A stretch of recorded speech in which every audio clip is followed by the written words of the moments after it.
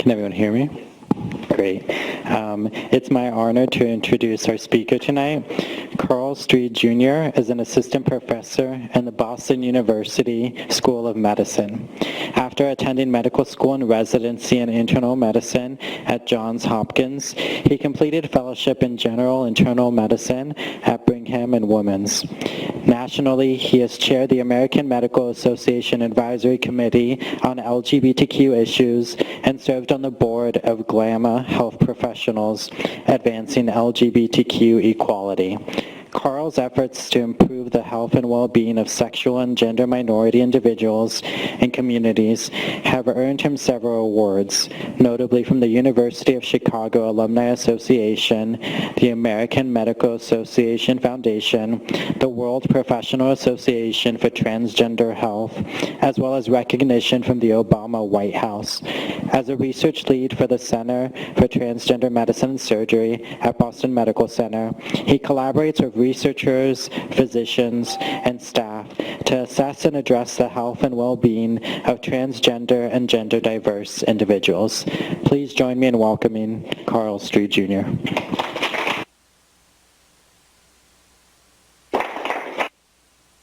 I think I'm on. Great. So thanks everybody for having me. So this talk, as you can see, is going to focus more around issues around gender diversity. The original talk title is kind of a bit of a hashtag that we've been starting, the notion of beyond binary bullshit. Yes, I will be swearing probably through this talk, so I apologize up front. Other things you should know about me: I'm very much an introvert. I'm a fast talker because I'm looking to get this talk done and convey as much information as possible. If you have any questions, please raise your hand, interrupt. I am happy to answer questions as we go. We have about 80 slides to get through in about 50 minutes, so we'll see how we can do. So first things first, I really like to start with some acknowledgments. I don't do this work alone. This is always a team effort. I'm always relying on people who've done this before. I'm always looking for people to do this after me. Most importantly, I'd like to give thanks to Dr. Jenny Siegel, who's the medical director for our Center for Trans Medicine and Surgery. Big shout out to Jessica Hallam, who's really been helping me and been a mentor of mine for very long, who was also one of the Pfeiffer speakers about a year ago. And also, as I've been trying to incorporate into my own practice of giving talks, I'd like to point out that we are on occupied lands of the Ramaytush, the Ohlone, and the Tamayan. So remember that we are still a colonial power, and we have displaced and ravaged a number of communities in the work of Manifest Destiny. So on that happy note, disclosures: I don't make money. I'm an academic. I have nothing to disclose at this point. So in terms of who's in the audience, I was told this is going to be quite a diverse audience of students, trainees, faculty, community members, and everybody else. So this talk will be a little bit one-on-one with some deep dives. I also like to present a little bit more about myself so trainees and students can understand some of the trajectory. It's going to look like a straight line. It's not a straight line, but I'll do the best I can. So as you'll notice a little bit from my own accent, I come from the Midwest. It's easy to say Chicago, but I'm actually from a small town called Zion, which was founded as the New Zion, so that kind of gives you an idea of how fun it was to grow up in a very religious community as an out man. So from Chicago, or from Zion, I went to the University of Chicago, where I studied biochemistry. I kind of got my chops in activism there with our Queers and Associates. Sounds like a law firm, but it was our LGBTQ student group. There I also worked with a number of other faculty members on our needs assessment that led to the creation of a new student center, which was great.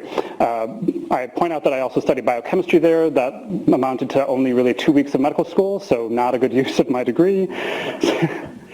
As I'm sure many people have experienced that feeling. After undergrad, I did, quote unquote, take time off.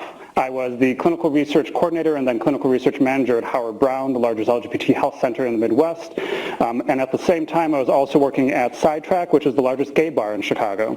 I was a bouncer at that time, and that's still probably one of the better jobs I had because it was very relaxing. So this is me. So I think it's always important to point that out. This is me in the Steve Zissou shirt. This is also John Fenolio, who is also, if people might recognize certain news outlets, he is a news anchor now down in Southern California. So Sidetrack had a long history of kind of supporting its staff in terms of their future endeavors. We have a number of PhDs, and a lot of people have actually been very involved in community work within Chicago through Sidetrack. The owners of Sidetrack actually founded the Equality Illinois organization and really fought for marriage equality at that time. They also really demonstrated the importance of how businesses can sway other businesses around issues of LGBTQ issues. Since Sidetrack was so large, they were the largest seller of Kettle One vodka. They made sure any business that wanted to sell their alcohol on Sidetrack had to donate to LGBTQ issues. So kind of using our capitalist system to try and do some good.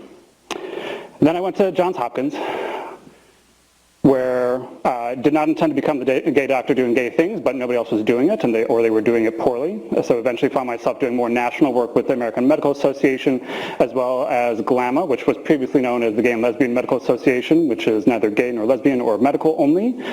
So it's very much more a broad umbrella for everybody in the health professions.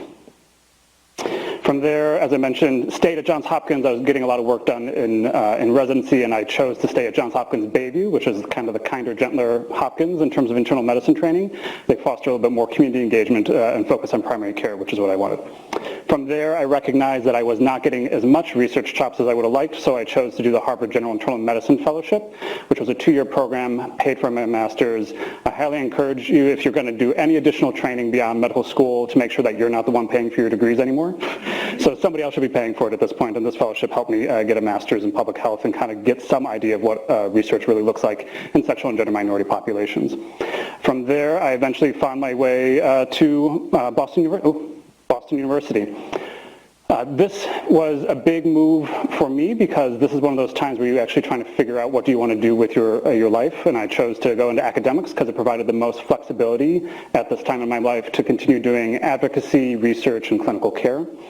They also have their Center for Trans Medicine and Surgery, which was a major push back in 2016 when they consolidated all their services. We were the first in New England to do this, and a lot of other people have followed our lead now. So that's a little bit enough about me. As I mentioned, it looks like this. It is actually this. So it looks a lot easier in retrospect. Honestly, I had no idea I was going to end up where I am. So something to keep in mind. So this is kind of where we're at for this talk. So this idea that we've all been taught that men are from Mars, women are from Venus. We don't live on either of those planets. We live on Earth, where things are definitely a little bit more complex, and they are not, ideally, should not be so confined by binary issues around sex, gender identity, sexual orientation, and so forth. And I'll try and provide a few examples where historically that really has never been the case, and that we are, again, are living in a little bit more of a colonial overlay of what's binary around these topics. Mandatory for those who might who don't already know some of these terms. The gender unicorn is a great way to break away from binary, to avoid spectrums where everything's on one side or the other, where it's in opposition, when in fact you can hold multiple identities at the same time. So for example, to get through these definitions rapidly, gender identity is the notion of your gender as you understand it. It is your internal sense of self. Gender expression is how you use your cultural and social cues to signal to others your gender expression. It's why I can wear a 3-piece suit, which is very masculine in our society, but I have as many rings as Liberace, which is a little bit more feminine. So things to kind of keep in mind that you can play around with these. Next, of course, is sex assigned at birth, which is what we often hear for the most part in terms of our medical training. It's a boy, it's a girl, and then there's something else going on. This is really something that we need to think about expanding, which we will talk about briefly at the end of this talk around issues and differences in sex development or intersex characteristics. And then sexual orientation talks more about attraction, romantic attraction, and behavior as well. In terms of what's been going on in the historical context, so I think Trans Bodies, Trans Selves does a wonderful job of really laying this out. This is a great collection of writing by trans and gender diverse individuals, edited by Dr. Erickson Schroth. And there's a great chapter near the end on the U.S. history, at least the context of gender issues within the U.S. Experience for the past about 500, 600 years. It's described by Dr. Jenny Beeman at Amherst College, who is also a gender non-binary individual, and they describe some of the earliest known descriptions of gender nonconformity were naturally in Native American societies. So Spanish conquistadors are some of our earliest records of what was going on at that time. One Spanish conquistador, Cabeza de Vaca, in 1530 described what was, at that time, they used terms effeminate, impotent men who are married to other men and go about covered up like women, and they do the work of women. So here we're hearing this very much binary perspective of what gender could be going on in this Native American culture, because they're still using these colonial perspectives of binary sex, man and woman, and that their interaction is somehow unusual. This also goes on to describing I'm horrible pronouncing this, Jacques Lemoyne de Morgues in 1564 was using the term hermaphrodite already at this time to really describe the difference in sex characteristics among the Timucaya Indians at that time.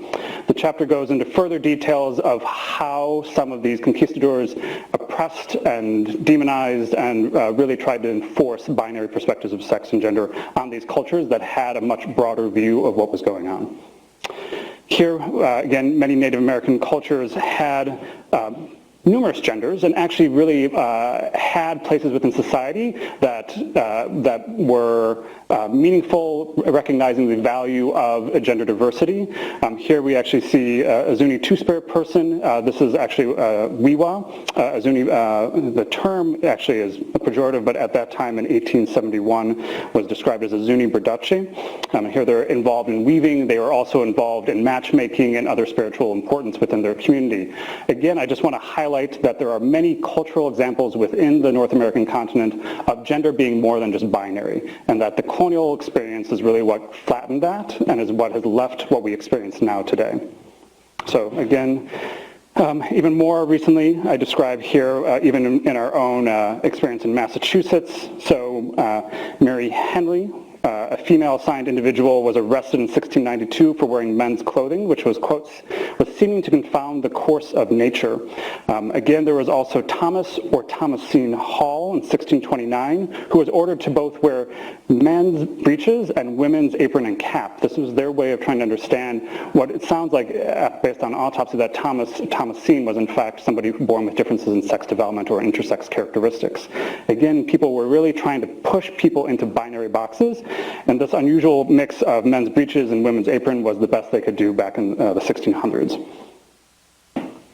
And then more recently, this is going to be coming out in March, Female Husbands by Jen Mannion. For those who don't know, Jen Mannion is Jessica Hallam's partner and is also a tenured professor at Amherst who's really looking at the experience of this category that was described in the 1900s as a female husband, somebody who was assigned female at birth who essentially dressed in masculine attire at that time and assumed roles as such. This is a unique perspective within the historical context because for so long people have been describing trans or gender diverse identities as something more of the 1950s and onward, when in fact we know that is not true. So again, going back to the gender unicorn, just kind of reminding people to think about where you fit in any of these categories. Everybody has a sexual orientation, everybody has a gender identity, and kind of where you actually might fit in any of these spectra. So again, a reminder that there are multiple dimensions to this. There's the sex assigned at birth, there's gender identity and gender expression. It's never one without the other. You really can't assume anything about anybody by only one of these modalities, and I would argue that research has often failed to really capture the full experience of gender. So how many? So I'd like to provide some comical statistics. So here, just your best guess. What % of Americans would you say are gay or lesbian? You can see how this has changed over time, but some people have thought it was about a quarter of the population were gay or lesbian as recently as 2015, which I find quite amusing because I have no idea where they lived, where they think 1 in 4 of their neighbors are gay or lesbian, which I was living there, so who knows. But the actual trajectory is this, in terms of what we really understand from the Pew Research. And they've grouped here, I will provide some more separated statistics, but they group all LGBTQ individuals here across the years, starting at 3.5 in 2012, up to more recently 4.1% in 2016. We know this number is going up. We know this number is much larger in a younger population. Some people have tried to argue saying that's the influence of people being confused and swayed by what's going on in the media. I would argue that our society may in fact be getting better and people are able to express themselves at a younger age than they used to be able to. There's actually the genders the generations study done out of Williams Institute, which really demonstrates that generations still across current generations to older generations all recognize their difference around sexual orientation or gender identity at the same age. When they come out varies by generation. As we know, older individuals coming out later in life, whereas the current generations are coming out younger because they have more support and they have better support from their family, as well as more terms to really describe what's going on for them. Looking very specifically at trans individuals, our best data right now, is, for the most part, is coming from the Behavioral Risk Factor Surveillance System. It's the largest and oldest surveillance system of health and health outcomes in the U.S. It's a model for surveillance systems for other countries. It's been around for about over 30 years. So this is a wonderful map done by the Williams Institute using their Burfus question around gender identity. Do you identify as trans, yes or no? And here you can see they've tried to do a heat map of where the highest number of trans folks live. People definitely think about the stereotypes of, like, of course, California and New York are high up there, but you got to think about Georgia, New Mexico here. So again, I would argue that this gets the idea that perhaps these are areas that also still have a larger influence of Native American individuals, especially in New Mexico where there are some territories. So you might actually be flattening the experience of gender for these cultures into our understanding of what we say as trans. So something to keep in mind. I'd like to present some of the caveats of using the Burfus data. This is a wonderful presentation by Kellen Baker, who is at Johns Hopkins, who is also one of the lead folks with the Center for American Progress in terms of really advocating for proper data collection. And Kellen is a trans man himself who's been really advocating from this work from a personal perspective, but is also very savvy in terms of the politics. So these are the years in which the Burfus, the Behavioral Risk Factor Surveillance System, is actually asking questions around sexual orientation or gender identity. So first thing you should notice, not all the states are asking this question. This module, this surveillance system from the CDC is still optional. Some states are choosing to pick it up, others are not. Some states picked it up for only a few years and got rid of it. Some waited a while. So you can see there's a lot of heterogeneity in terms of where the data is coming from. So there's only so much we can really say in terms of how generalizable this is. Still, I think the best data we have at a population level, but there are limitations. And here you can also see consistent data collection. So some states popped in, some popped out. As you can see, even California took a little while to choose to ask this, and I would argue because California was doing a better job already. They had their own proprietary questions as part of their Burfus. They only recently decided to join in to try and generalize the numbers across everybody. So this is the question. This is what we get at in terms of our best, this is what the CDC has agreed is the best way to ask questions for gender identity, which you can see there are many problems with it. So first things first, they actually asked, do you identify as trans, yes or no? No, you are assumed cisgender.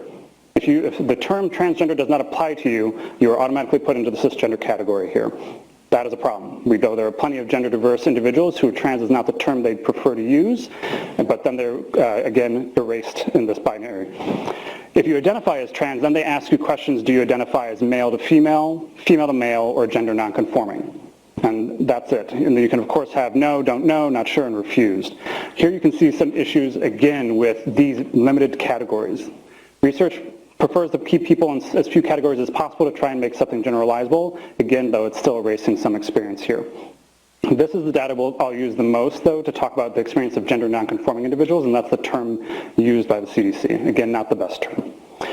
Here's something to keep in mind in terms of how this survey is done. This is all done by phone call. So this is the federal government calling you up saying, hi, do you identify as trans? I'm sure that makes everybody feel really comfortable right now. So there's issues with that.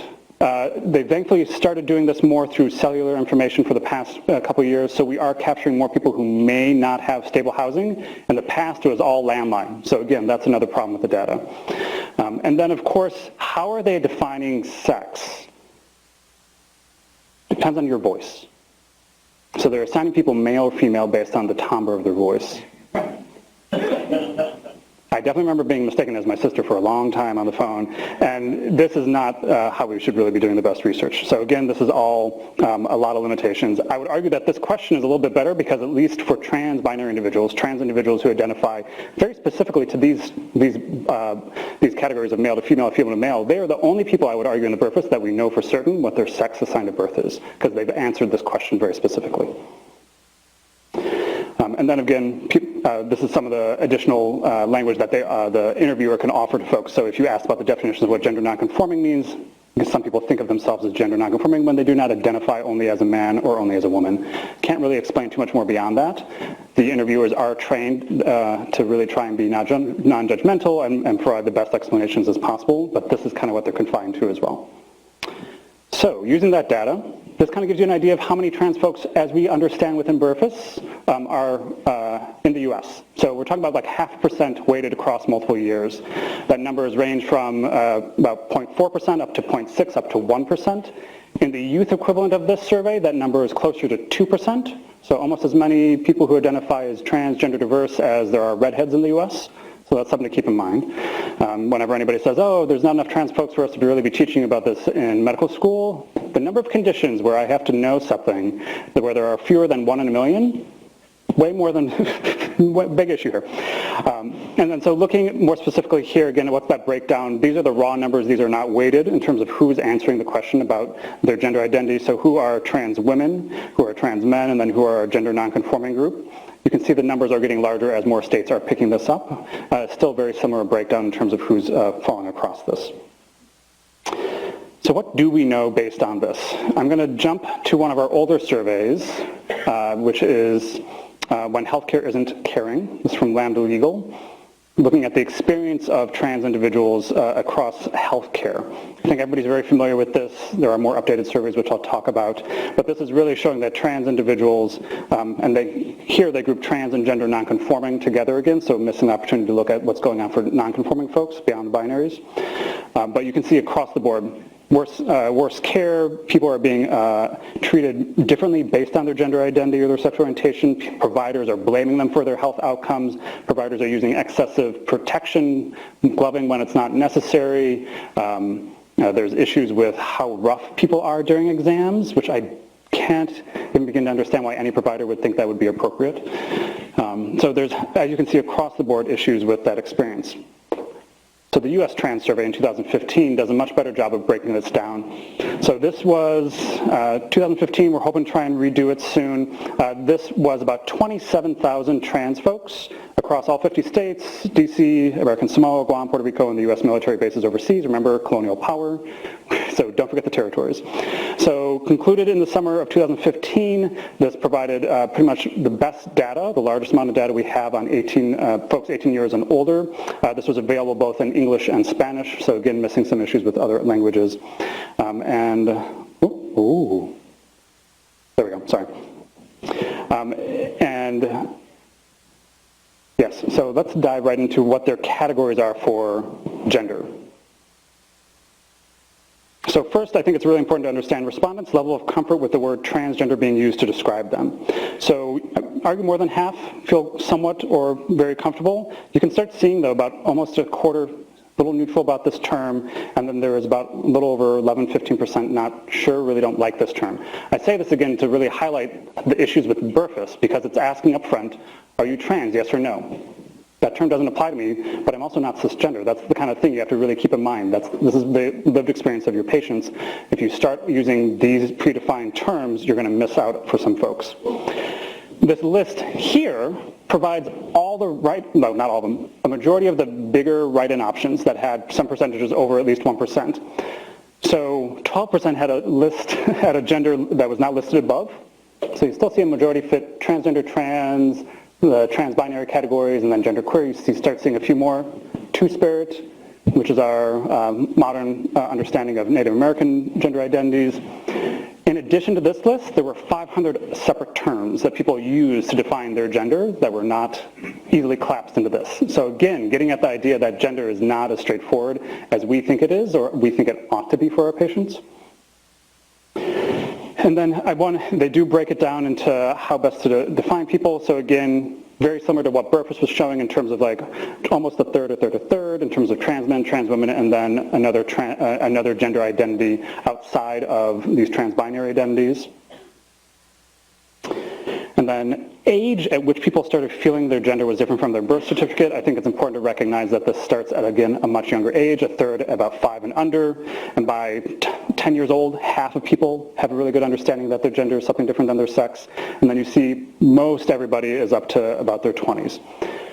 And then age that they started telling people, so this is a big issue, and we're going to hopefully have better information on this from the Trans Pop survey, which is the Williams Institute is doing. So really, when are people coming out? Again, you see some people coming out at a younger age, around 11 to 15, so around puberty. But then we start seeing, again, almost half of folks have come out by the time they're in their 20s, and then even more later on. I would argue within my own practice, and I do internal medicine, adult primary care, and within our Center for Transmental Surgery, I see people as young as 18. They're very much bimodal in terms of where people are coming out for the first time to really talk to a provider. So I'm seeing younger folks because, again, they have the support, their insurance is there, their parents are actually on board and doing great. And then I'm seeing a lot of folks at the very end, like, I'm retired, I can finally do this. My family, all my kids are out of the house, relationship good or bad, but I finally have a moment to focus on myself, and it seems like society has finally caught up to where I knew I was 20, 30 years ago. So gender identity by current age.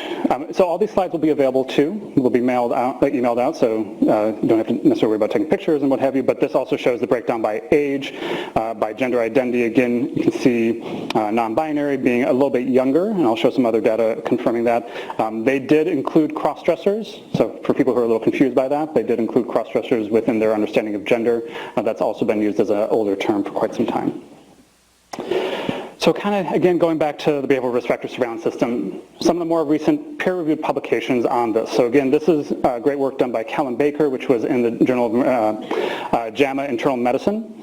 So again, this is easily found, easily downloaded, easily taught to your students if you're a professor, things like that. So again, really highlighting here, I'll highlight some of the key differences. I'm wondering if I have a laser pointer.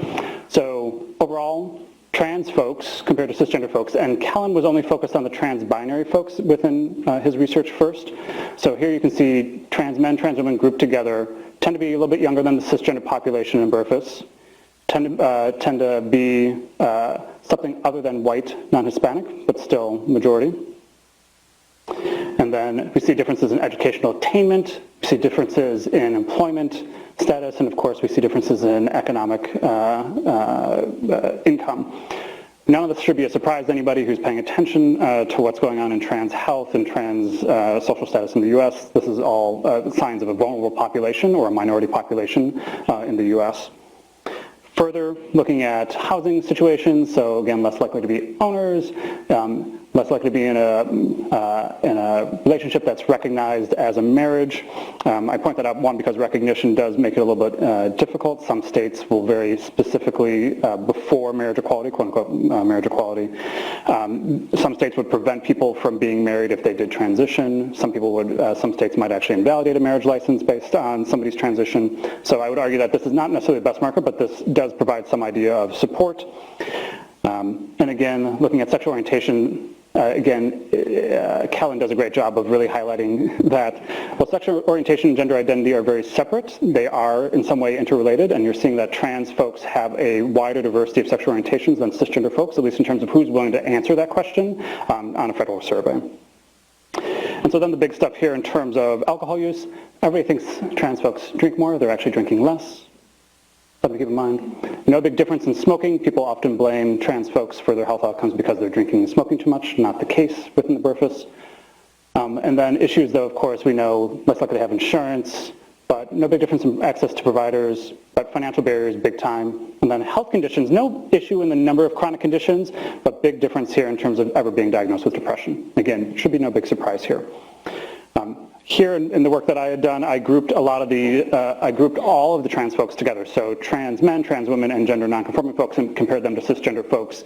And here you can see these are the three big questions that are often used in terms of general health, so limitation in any way, difficulty concentrating, remembering, or making decisions, and poor fair health. Here you can see that gender minority groups very largely fare worse than cisgender folks.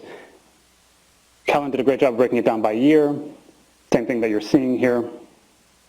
What I did then next is controlled for all those other factors we just described.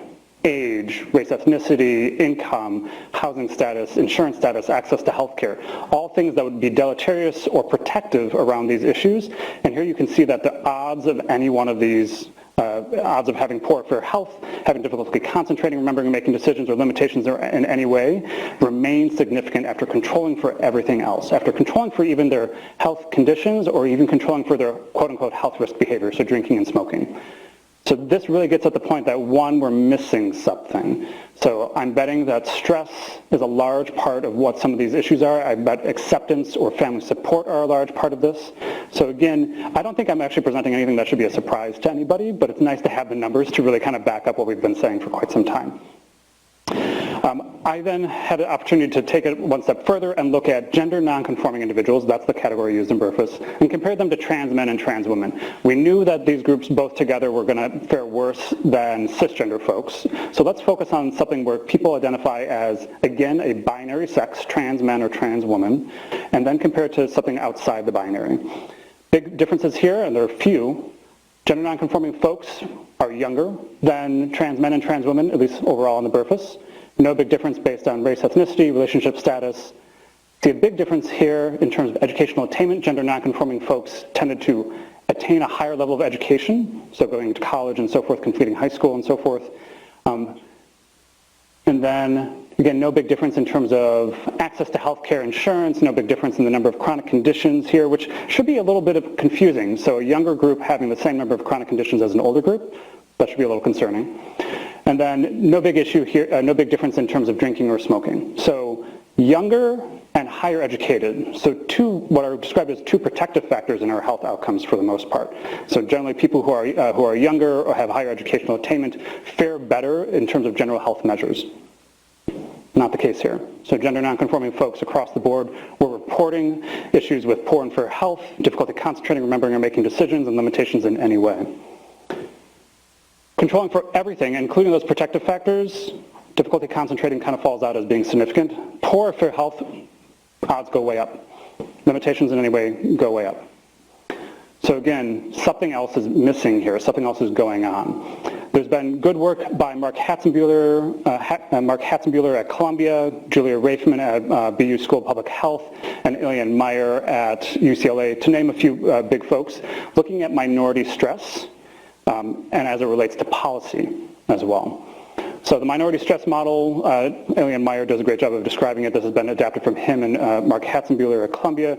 The idea that your minority status leads to your internal identification, and these are then affected by either described as internal stressors, so internalized homophobia, transphobia, and the like, and also distal or external stressors, so stigma, violence, discrimination, everything we hear about in the news.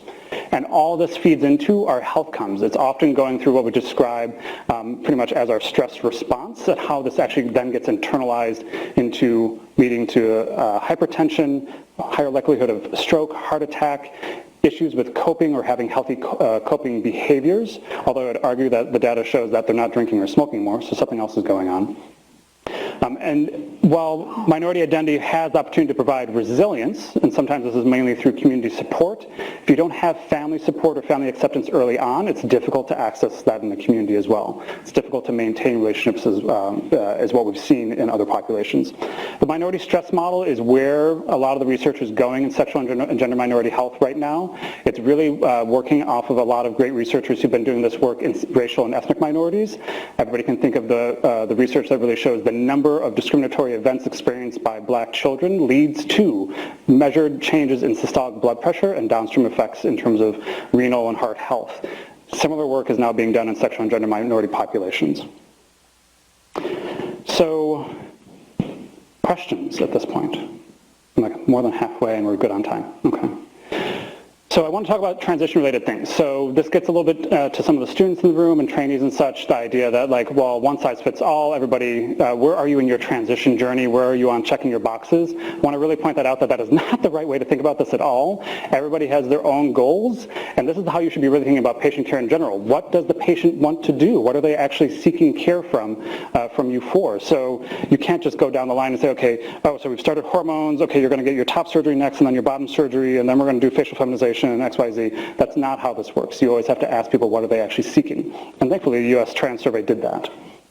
So procedures among non-binary respondents assigned female at birth, so female on their original birth certificate.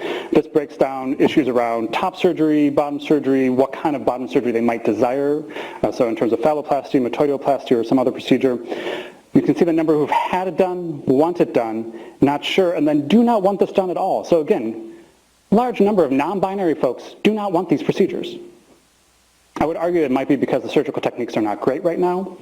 Not a surgeon, sorry, my surgeon's in the audience. Maybe at some point if they catch up and they have better outcomes, this might shift. But as you can see, it's not one size fits all for everybody here. Same for our non-binary individuals assigned male at birth in terms of what they actually desire. And I would say a large part of it has to do with how they present to people and how they're being perceived. So hair removal or electrolysis, or removing terminal hair of the beard. Also facial feminization is often more highly desired than any of what are described as the genital surgeries. So again, kind of thinking about what are people really interested in. They want to be perceived as their gender.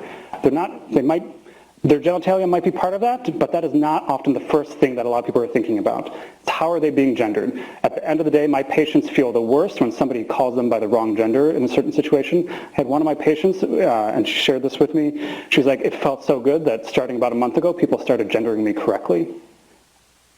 Simply had done electrolysis and started hormones, and that was really important to her.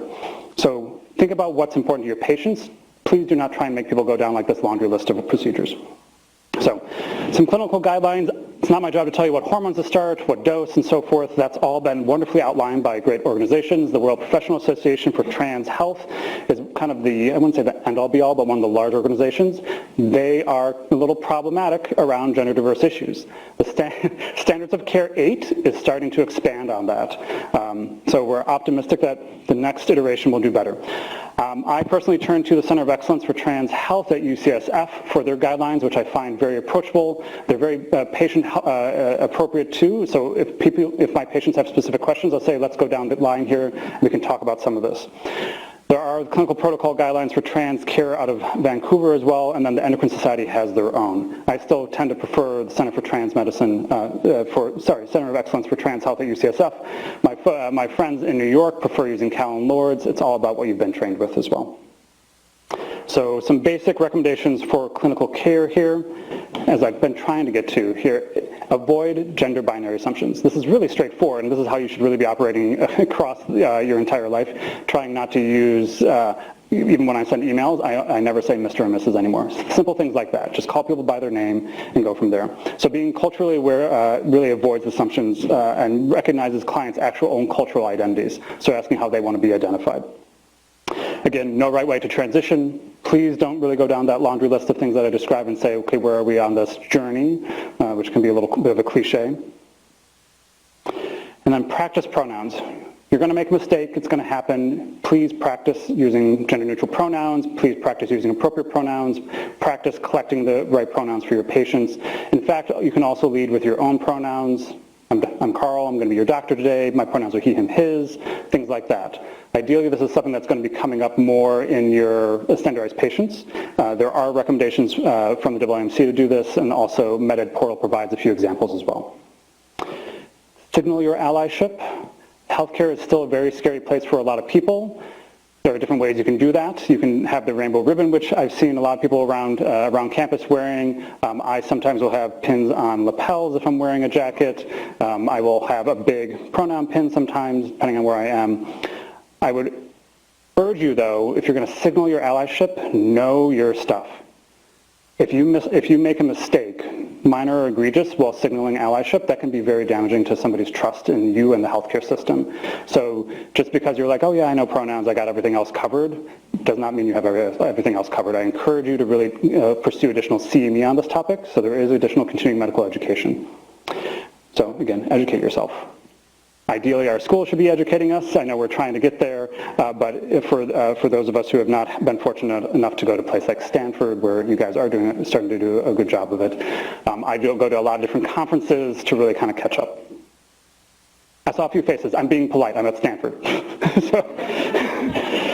And then a big one here, of course, inclusive data. So in number of times you see an intake form where, like, and even I've seen issues of like female, male, I'm like, well, that's not going to work. That's not going to help anybody feel particularly welcome up front. It's not going to make them feel welcoming. So your intake form should really provide a few different categories, should provide options for write-in and so forth, should be collecting additional information around sexual orientation, pronouns, and the like.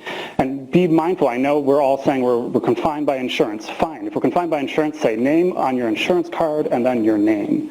So just be sure to collect the data appropriately. So a little bit of what I describe as like next level. So a lot of that stuff I think is 101. Treat people well, acknowledge their existence appropriately, and really kind of know their known experience.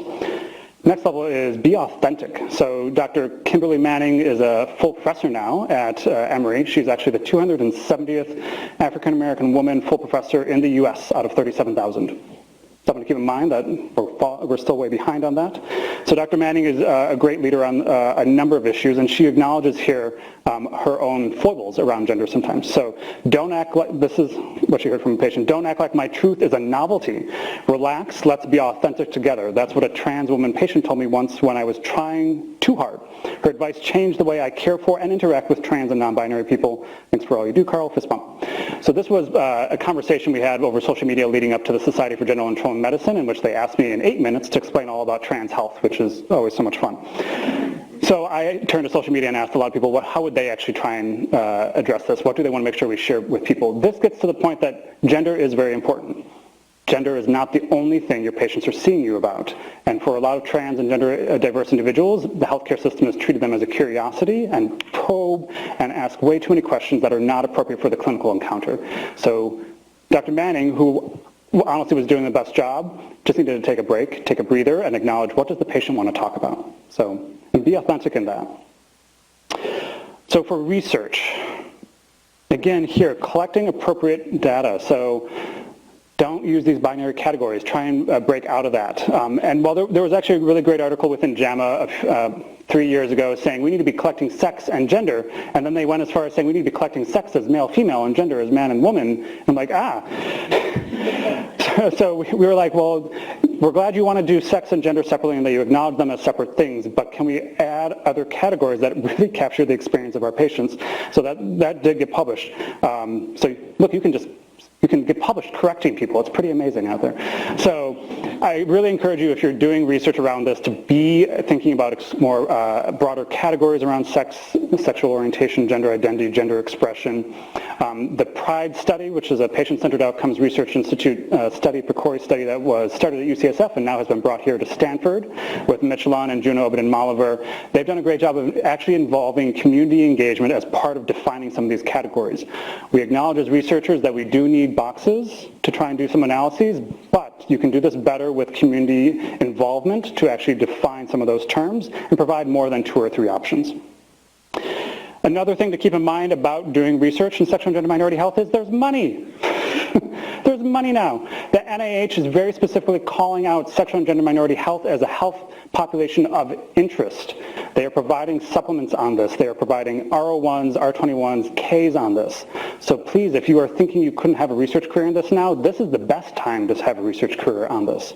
I acknowledge that a lot of my mentors were like, really paved the way in terms of finding their own funding and piecing things together. It's gotten a little bit easier, not a whole lot easier. The NIH is still hard to get money. It's still very much skewed towards men and white people. Society problems, no big surprise there. But at least there's a start in terms of the purse strings loosening a little bit. So this is the statement here.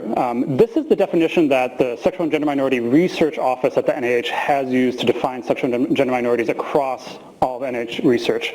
Very broad. So SGM populations include, but are not limited to, individuals who identify as lesbian, gay, bisexual, asexual, transgender, two-spirit, queer, and or intersex. So a lot of things that are expanding in the acronym, but it says not excluded to this alone. Individuals with same-sex or gender attractions or behaviors and those with a difference in sex development are also included. These populations also encompass those who do not self-identify with one of these terms, but whose sexual orientation, gender identity or expression, or reproductive development is characterized by non-binary constructs of sexual orientation, gender, and or sex. This is the most expansive definition I've seen in quite some time. So anybody who isn't just cisgender and straight, they want you to actually do research now. So keep that in mind. Another thing I would really point out in terms of doing research, please think of intersectionality. Recognize that that everybody contains multitudes. They are not just one of the categories that you are researching. They have other identities, and how society responds to those identities affects their health. So this is a great kind of description of what intersectionality can look like at the individual and then the micro and macro levels, and how policy impinges on people. And naturally I have to acknowledge that this is great work done by Kimberly Crenshaw, who really outlines this well. Lisa Boleg has also done work in terms of outlining what intersectionality really looks like. Definitely comes more from a feminist and then a queer feminist perspective. So I have to really thank folks who are doing this before us. And then a big one here, and a big reason why it's a bit of a problem to have me, the one up here talking about trans and gender diverse issues as a cisgender man, is nothing about us without us. If you're doing work with populations, don't do it on them, do it with them. So involve the community in which you're doing the work as early as possible in your research projects. Some people are like, oh, we have this community advisory board and we show them the results of our study and then they sign off on it. That doesn't count. I've seen too many people try and get away with that. That is not actual community engaged research. You really need to involve them like, hey, so these are the questions we think we want to cover. What are some questions you want to make sure we involve in this survey or that we're tackling in this project? What are some categories that you think we need to include? Because these are the ones that are in the literature right now, but we know that there are some problems with this. What would you do to improve this? The work, admittedly, everybody will say the work is slower. It's more deliberate, it's more appropriate, and honestly you're going to get more community buy-in in participation and in eventual dissemination. So earlier community involvement is really critical. This was a great Lancet editorial by a group of trans individuals and HIV researchers who identify as trans, when they really highlighted that a lot of work in trans HIV is not being done with them, it's being done on them. So please listen to the populations you work with. Again, with, not on. So this is Dr. Rachel Jackson, who is a fellow Point Scholar. I see fellow Point Scholars in the audience. So trans people are not just patients, but also colleagues. Acknowledge that they exist, to work with them, recruit them, cite their publications. Please recognize that it's not just you doing this work, and please recognize that for a lot of trans and gender diverse individuals, they have nobody else who looks like them to even move forward in their career. So be a better ally, and make sure that you help connect people who might actually be out as trans or gender diverse within the healthcare system. There are trans and gender diverse individuals at every level of the healthcare pipeline. I think I take it, and I always ask everybody's permission about this, I take it as a responsibility of mine to connect students to them so that they have somebody who directly, more approximately identifies with them and their experience. I can definitely provide mentorship, but I also acknowledge my limitations. And what Dr. Jackson here is really pointing out that we need to do better by them. This is the same issue that we've seen with race, ethnicity, and other minorities within the healthcare system. If you don't see people like you ahead of you, it's really discouraging. So I think this is really important. Another part about this, in terms of what Dr. Jackson was talking about, hiring them, recruiting them. So, you know, it's wonderful to be in California, like the great liberal bastion that we have in Massachusetts, but there are parts of the country where you cannot be out, you cannot be safely out, where you have no legal recourse if somebody discriminates against you based on gender identity. Sexual orientation, that's become a little bit less of an issue. I know we had wonderful federal court cases that were interpreted where sex discrimination covered everything under the sun in terms of sexual orientation, gender identity, gender expression. That unfortunately depends on the administration of that interpretation. So right now, if the law is not explicitly on the books, I wouldn't trust my life with the Supreme Court right now. And 2 of them have asterisks next to their name for being there. So next level. Yes, I was totally calling out Kavanaugh and Gorsuch on this. So next level, in terms of how to be a better ally, always got to quote Jessica Hallam, who spoke here last year. And for those who don't know, Jessica Hallam, full disclosure, has been a longtime mentor of mine. She actually officiated my wedding, so she and I are like very tight on a lot of these stuff. So becoming affirming and confident of how to be a great doctor to trans people, for trans people, is going to make you a better doctor to other patients, because gender roles and expression and expectations make an impact on all of us. Being a better doctor for discrete populations that are extremely discriminated against will make you a better doctor for everyone. Especially around issues around gender, I would say. I have a lot of cisgender men who, one, never feel comfortable seeking help, and when they are in front of the doctor, they cannot even express themselves and tell me what's going on. They're too embarrassed. They've been told for too long that they can't express emotion, weakness of any kind. This is the issue with gender roles and how gender affects everyone. So I provide the example of the cisgender man because everybody, it's the mistake in that many cisgender men don't recognize how gender is affecting them, and this is one of the ways that gender affects everybody. And transgender health must be rooted in fighting sexism and patriarchy and the negative roles they played in all our lives. Transgender affirmation is rooted in freedom from the patriarchy and sexism. Just imagine Jessica saying, like, burn the patriarchy down. I honestly do believe in burning it down. You've really got to tackle the systems that are oppressing your patients. And that means being a little bit more involved at a national level, or a minimum like local, thinking about how the policies are affecting folks, really trying to help your patients understand that their experience is a larger issue and it's not just them. And then to get to some of this work, a lot of people in the audience are advocates in addition to being healthcare professionals and so forth. Trauma is not a sustainable energy source for justice work. So trauma is not a sustainable energy source for justice work. I did not plan on doing any of this work until something bad happened to me or something bad happened to a friend. I had a doctor walk out on me when I came out to them, and they told me I had to get an HIV test, and then I was like, I'm not out to my parents, and they just walked out of the room and didn't come back. I've had a number of situations where people didn't think this kind of work is legitimate. That makes me angry, and I could use that anger to be motivated to do better by the work, but that anger will burn you out. And at the end of the day, you have to recognize when your anger is too much the motivation and your trauma is too much the motivation, because it keeps on rehashing that trauma. The reason I bring that up is the better way to do this is to think of a choir. I'm not a singer, I have a horrible lounge voice, but the way you can sustain a note in a choir can hold a note indefinitely. Because the way they do that is that individuals will take a breath and everybody else will hold the note. In good social justice work and sustainable social justice work, or any kind of work that really needs to be perpetuated beyond the individual, you can take a break when you're working with other people, because other people are going to carry the note for you. So please recognize that you should, that's very sensitive, sorry. Please recognize that it's not just you. There are other people who have your back. And if you feel like you don't have, somebody doesn't have your back, here, you got my email, I'm there for you, okay? And the reason I bring that up a little bit, oh wow, this thing's really delicate. When I was at Hopkins, so this is the inside of our Hopkins building when it was brand new too, it looks really shiny like your guys's. I got pulled aside my first year by the dean of the medical school curriculum at that time, and I was told this work was superficial, that I was superficial for focusing on LGBTQ health. They had just come out with a new curriculum, they called it Genes to Society, and I was superficial for focusing on the society side of it and not focusing on the gene side. That has an impact, obviously, on the way I think about this work. Clearly, I wouldn't be bringing this up a decade later if it didn't bother me.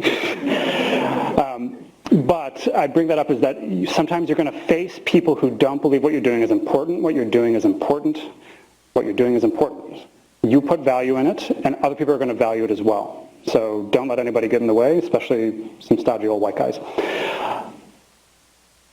And the reason I bring that up is that we are facing a lot of people putting up barriers right now from stodgy old white guys in office. So this was when the Trump administration attempted to define gender as binary.